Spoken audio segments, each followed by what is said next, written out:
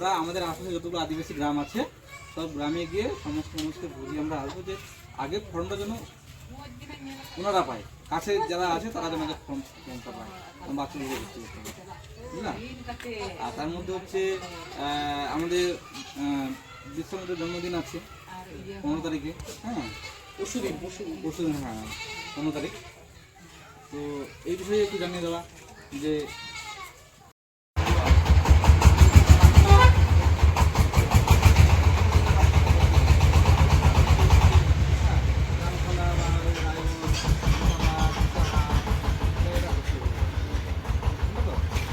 form আমরা দিচ্ছি,